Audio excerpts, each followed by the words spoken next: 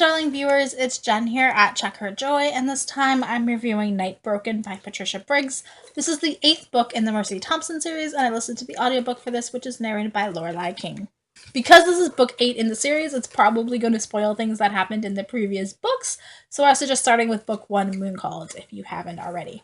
So this book starts off with Christy, Adam's ex-wife, showing up again, and originally she ran off because she could deal with the pack and the werewolves, but she's got a crazy, crazy stalker now, and she's running to the only safety she really feels can help her, which is the pack and Adam. The stalker is crazy, obsessive, and violent, and he's killed, and he's very possibly not human. So, yeah, he's an actual threat, and kind of creepy and terrifying. However, Christy is super obnoxious, and I hate her, and I have choice words for her, which are definitely not couth. She's absolutely horrible as a mother to Jesse. She uses her daughter and really just tries to gain everybody's sympathy. She's like, "Oh, I'm such a horrible parent," and then tries to get everybody to like console her and cheer her up. And I'm like, "No, you are a horrible parent. You should feel horrible. Stop using your daughter. Stop manipulating your daughter. Stop making promises to your daughter that you never fulfill. Be there for your daughter if you want to be a mother, or else shut the heck up." Also, she left Adam because she couldn't deal with the pack, but now she kind of wants him back, and she's subtly playing games to try to get Mercy to leave, which is really dumb and really stupid, and she's super manipulative and super self-absorbed. She doesn't care about what's best for anybody else around her, even herself, really, because she didn't enjoy being part of the pack, so why does she want to come back to it? So I hate her so much. Passionately hate her.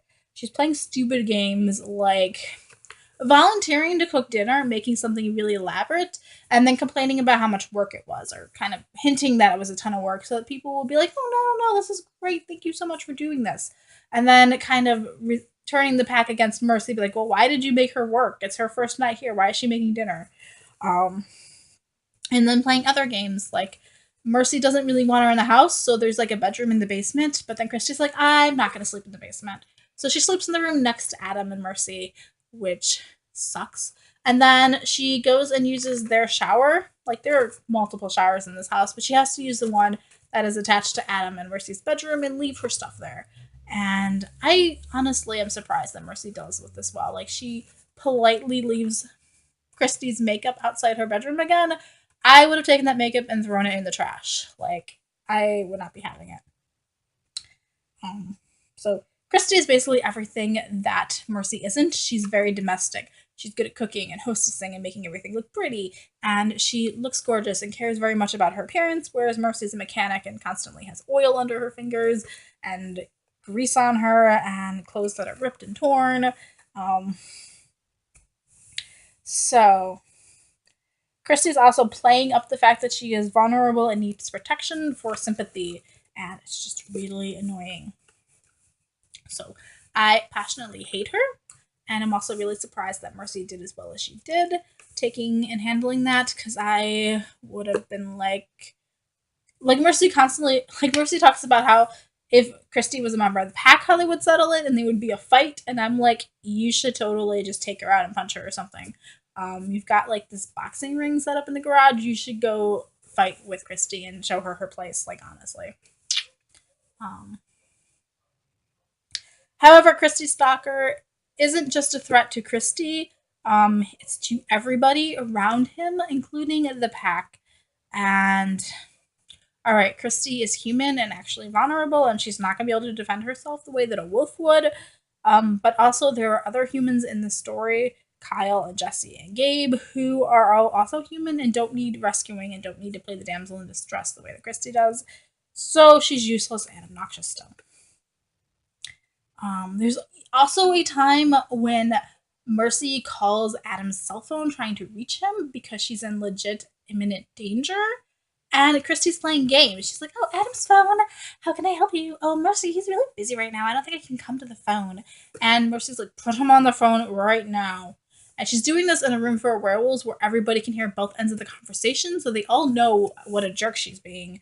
And also, she's putting not only Mercy in danger, but everybody, including herself, in danger by not putting Adam on the phone. Like, she's such an obnoxious little brat. Um, I despise her immensely. Like, I probably hate her more than the stalker. Like, I had more sympathy for this crazy stalker than I did for Christy because she's that bad. Um, yeah.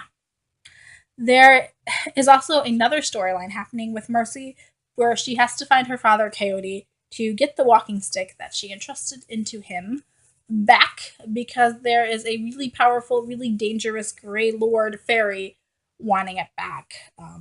So the fairy's dad originally made it, and so that makes the son the proper owner of it, and so he's threatening Mercy, and so she's got to try to track Coyote down, but she doesn't know how to do it.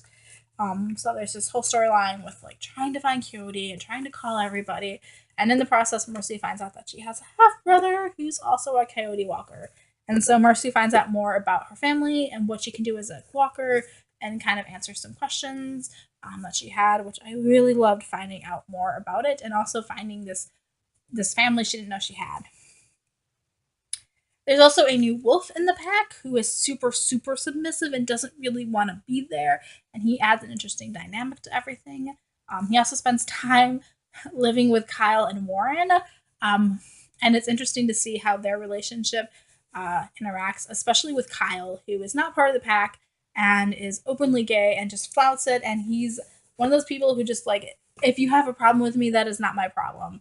And so he's like riling up this wolf in the first place, and it makes an interesting dynamic. So, on the whole, I enjoy this series. This book still got 4 stars out of me, but I really, really hate Christy, so this is not my favorite book in the series. And in fact, I'm kind of pausing after this book to get Christy out of my head and breathe again because I really, really, really, really, really despise her. And if she tried to mess with me the way she's trying to mess with Mercy, there would be some actual blows happening here. None of this like playing games things. Like, we're not playing. This is my husband. You need to settle down or get the heck out of my house. So yeah, mixed feelings about this one, but it still got 4 stars. It was still a pretty interesting book. Definitely riled up emotions in me. So that's also a good mark, even if they were negative emotions. So yeah, if you aren't already reading the series, you should be, and hopefully I didn't spoil anything because I'm trying not to, but also, so yeah. If you have read this book, let me know in the comments below what you thought of it or this entire series. So peace out, I love you guys, and keep reading. Bye!